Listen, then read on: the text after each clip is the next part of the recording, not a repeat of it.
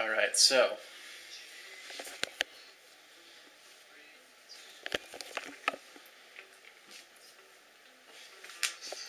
you remember Steve from the last battle report? Well, he is going to Shiva Khan. I don't know if I am yet or not. Probably not. But he is testing out his army.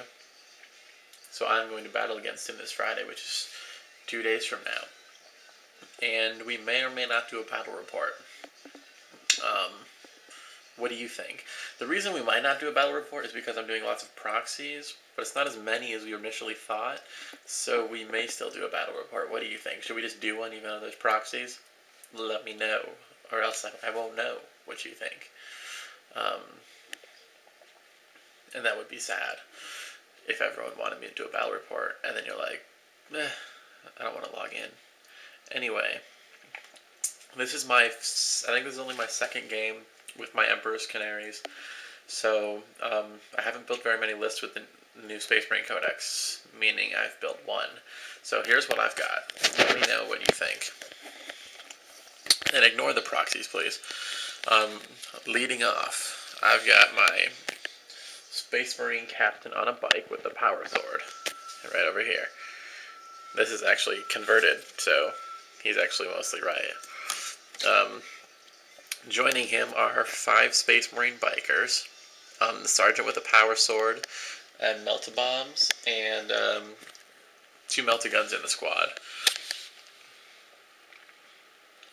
Over here, I've got my first tactical squad.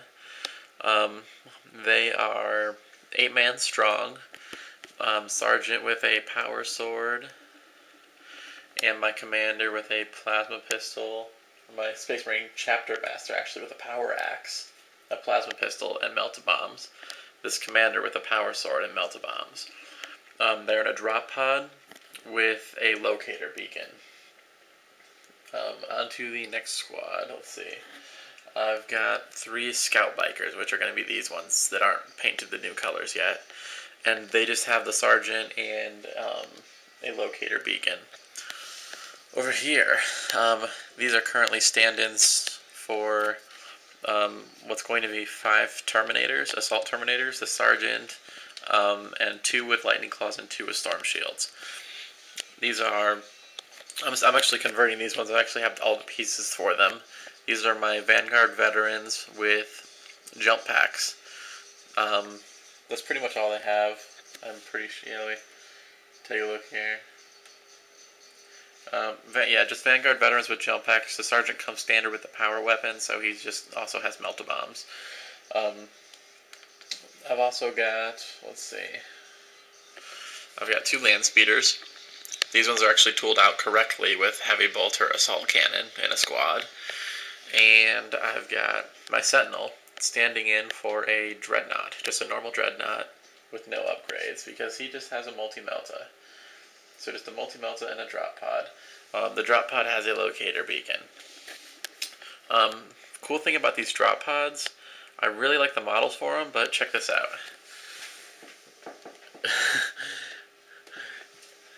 They're currently pieces of paper because I don't have drop pods yet, but we'll see how that works. I think they look pretty good in this video. Yeah, so here's my whole army here. My tactical squad with the commander in there, to chapter master to just give them all sorts of awesome close combat. Over here, my 5-man bike squad with my other HQ in it is my second troop choice. I've got Vanguard vets as my fast attack and scout bikes as my fast attack. And I've got Terminators. Oh, actually, I also have land speeders as fast attack. And my Terminators and my Dreadnoughts are my elites. So I've never really liked the heavy support options for the Space Marines. I've never really used one, not even with my last army.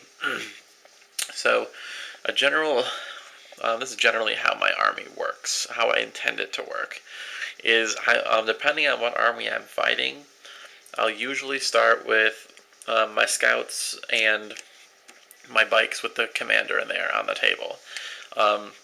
The scouts are going to scout move on the first turn, and then on the first or before the first turn, on my first turn, both bike squads are just going to turbo boost behind as much cover as possible. And the Dreadnought's going to drop pod in on the first turn and hopefully multi-Melta the strongest tank on there.